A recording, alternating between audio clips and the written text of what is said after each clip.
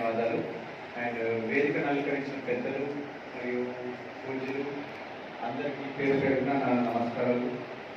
And ఈ యొక్క Suryachandra cultural and social service organisation ఏదైతే ఉన్నదో నేను దీనికి మొదటిగా నేను ధన్యవాదాలు చెప్పాలనుకుంటున్నాను. నేను చేసిన సేవల్ని గుర్తించి నన్ను పిలిచినందుకు ధన్యవాదాలు. ఇప్పుడు నేను చేసిన సేవలు ఏం చేస్తున్నాను అన్నది మీకు తెలవాలనేసి అనుకుంటున్నాను. కొంచెం నాది నేను వివరించుకుంటాను. అయితే మన యొక్క ఈ కరోనా తర్వాత చాలామందికి అవేర్నెస్ లోపల ఆయుర్వేదిక సైడ్ బాగా మొగ్గు చూపుతున్నాం. కారణం ఏంటిది అనేసి అంటే ఎప్పుడైతే అలోపతి సైడ్ ఏదైతే ఇంగ్లీష్ మందుల సైడు మేము చెయ్యలేము అని చేతులు ఎత్తిన తర్వాత మనము బ్యాక్ టు ది రూట్స్ అని అంటున్నాం. అంటే మనము మన యొక్క మూలంగా మనం ఎక్కడ ఎలా మెయింటైన్ చేసుకునే వాళ్ళం అన్నది మనం తెలుసుకుంటున్నాం. దాని లోపల భాగంగా ఈ యొక్క ప్రకృతిలో దొరికే ఈ చెట్లు అంటే మూలికలు, మొక్కలు, ఆకులు ఇవి దీంతో పాటు మనము ఆవు గోమాతను మనము తీసుకుంటున్నాం. అయితే నేను దీని లోపల చేసింది ఏంటంటే ఆవు మీద మా గురువు గారితో రీసెర్చ్ చేసి వారు ఒక పాఠ్యక్రమాన్ని ప్రవేశపెట్టారు. దాన్ని మేము పంచగవ్య చికిత్స అని అంటాము. అయితే ఈ పంచగవ్య చికిత్సలో ఏంటంటే ఆవు యొక్క పంచగవ్యాలను యూజ్ చేసి మనం ఇక్కడ వైద్యానికి మనం యూజ్ చేస్తున్నాం.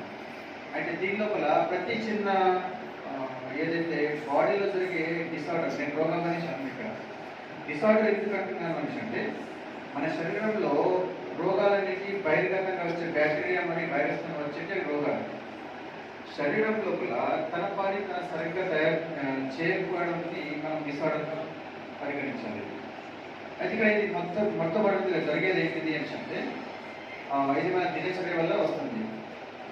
అయితే దినచర్య ఎలా అంటే పొద్దున గ్రామీణముఖంలో లేవడము, సూర్యోదయమైన 2 గంటల భోజనం చేయడము, మధ్యాహ్నం భోజనము అండ్ సాయంత్రం భోజనం అనేది 5 నుంచి 6 మధ్యలో చేయాలనేసి అష్టాంగ హృదయంలో మహర్షి డాక్టర్ చెప్పారు.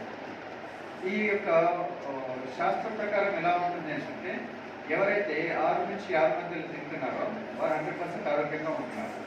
ఎవరైతే 6 తర్వాత మళ్ళీ మార్నింగ్ 6 దాకా ఎవరైతే తింటారో ఈ సమయాల్లో తిన్న వారి ఆరోగ్యం పాడైపోతుంటారు. ఎలా తీసుకోవచ్చు? షుగర్ కానీ, బీపీ కానీ, లో బీపీ కానీ, అజీర్ణ సమస్యలు, ఒబిసిటీ ఇవన్నీ జరుగుతూ ఉంటాయి. మరి దీనికి పరిష్కారం ఎలా? అయితే చెప్పిన ఈ సమయాల్లో మీరు భోజనం చేయగలిగితే అద్భుతంగా పనిచేస్తుంది.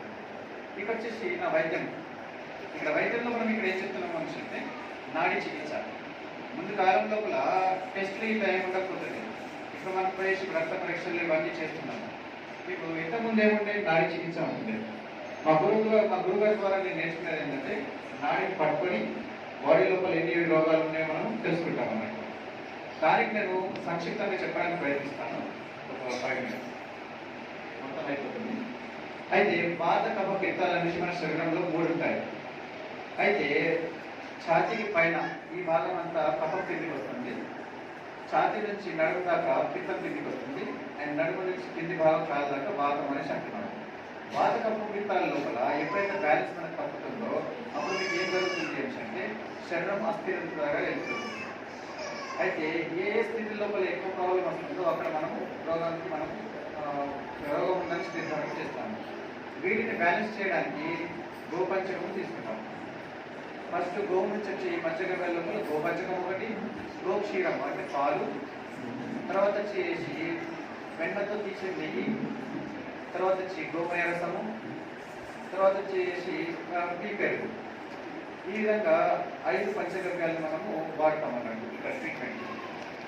అయితే శరీరాన్ని బ్యాలెన్స్ చేయడానికి అజీర్ణ సమస్యలు ఏదైనా వచ్చాయనుకోండి దాన్ని మనం డైజెషన్ చేయడానికి ఆ యొక్క అగ్ని పెరిగిన దాన్ని మనం కూల్ చేయడానికి మనం యూజ్ చేసేది నెయ్యి. శరీరానికి పోషణ బలాన్ని ఇచ్చేది క్షీరం. తర్వాత వచ్చేసి శరీరం లోపల ఖనిజ తత్వాలు, లవణాలు తగ్గుతున్నాయని చెప్పండి అప్పుడు మనం ఇచ్చేది గోమూత్రం. ఈ విధంగా మనము ఈ పంచగవ్యాలు యూజ్ చేసుకొని ఆరోగ్యాన్ని మనం సెట్ చేసుకోవచ్చు. ఇక వచ్చేసి దీని లోపల నేను మళ్ళీ ఇంకోటి చేసేది ఏంటంటే తెలంగాణ లోపల నాభి చికిత్స. ఇంతకుముందు మనకు పుట్టు జరిగిపోయింది, బొడ్డు జరిగిపోయింది అని అంటే వాడేవారు. అయితే నాకు తెలిసి స్పీకర్ గారి తెలిసి ఉంటుంది. ఇది ఎలా ఉంటుంది అనేసి అంటే అధిక బరువులు లేపినప్పుడు అనుకోకుండా జంప్ చేయడము, అనుకోకుండా యాక్సిడెంట్ అయిపోవడం, దానివల్ల ఏమవుతుంది అనేసి అంటే నాభి అనేది తన స్థానం నుంచి గది తప్పిపోతుంది. ఎప్పుడైతే నాభి స్థానం గది తప్పిపోతుందో అప్పుడు అజీర్ణ సమస్యలు, మలబద్ధకము, మలం విసరించడము, ఇలాంటి ప్రాబ్లమ్స్ వస్తాయి. దీంతో పాటు మానసికమైన ప్రాబ్లమ్స్ బాగా పెరుగుతూ ఉంటుంది. ఈ యొక్క నాభి విజ్ఞానం అనేది అద్భుతమైన ఒక వైద్యం అండి. ఈ వైద్యాన్ని పూర్వీకుల నుంచి నేను నేర్చుకుంటూ దీన్ని ముందుకు కొనసాగిస్తున్నాను.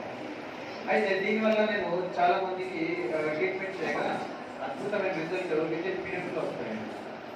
అయితే ఈ నాభి చికిత్స చేయడం వల్ల ఏమవుతుంది అంటే అజీర్ణ సమస్యలు, మళ్ళీ దీంతో పాటు మానసికమైన ప్రాబ్లమ్స్ వచ్చిన వాళ్ళకు మేము ఇక్కడ క్యూర్ చేస్తున్నాము. నాభిని ఒకసారి సెట్ చేసేసిన తర్వాత దానికి పత్యపాలన చేయడం 100% జరుగుతూ ఉంటుంది. అది పత్యపాలన చేయాల్సి ఉంటుంది. ఇక వచ్చేసి దీనికి సంబంధించిన జాగ్రత్తలు ఏంటి అంటే అధిక బరువు ఏదైనా స్థితిలో కరెక్ట్ స్థితిలో లేపడం చేయాలి. అస్థిర స్థితిలో లేపితే ఇబ్బంది అవుతుంది. అయితే దీనికి ముఖ్య కారణం ఏం జరుగుతుంది అంటే గ్రావిటికల్ ఫోర్స్ బాడీకి.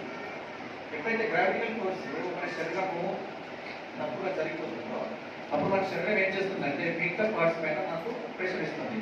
ఎవరైతే నాభి జరిగిపోతుందో వాళ్ళకు మోకాల నొప్పులు అండ్ L3, L4 సంబంధించిన లంబర్ పెయిన్కి సంబంధించిన ప్రాబ్లమ్స్ రావడం ఇది సరళంగా జరుగుతూ ఉంటుంది. ఇలాంటి వ్యక్తులు ఏం చేయాలంటే నాభి చికిత్స చేసుకోవాలి. సో నేను అధికంగా సమయం తీసుకున్నట్టు అనిపిస్తుంది. ఇక వచ్చేసి నెక్స్ట్ పంచగవ్య చికిత్స. ఈ పంచగవ్య చికిత్సలో ఎలా ఉంటుంది అంటే శరీరం యొక్క సమస్థితి తేవాలని చెప్తాం. అయితే ఇక్కడ మనం చెప్పుకోవాల్సిందంటే మెంటల్లీ, ఫిజికల్లీ, స్పిరిచువల్లీ ఈ 3 పద్ధతుల ద్వారా పంచగవ్య చికిత్స మనం చేయగలుగుతాం. ఈ మెంటల్లీ, ఫిజికల్లీ, స్పిరిచువల్లీ ఎలా చెప్తున్నాము అంటే శారీరకంగా మనిషి ఆరోగ్యంగా ఉండాలి. తర్వాత వచ్చేసి మానసికంగా సెట్ అవుతాడు. శారీరకంగా ఇబ్బంది పడితే మానసికంగా ఇబ్బంది పడతాడు. మానసికంగా ఇబ్బంది పడిందంటే ఆటోమేటిక్లీ స్పిరిచువల్ లెవెల్ లోపల మన ఆధ్యాత్మికత కోల్పోతాం.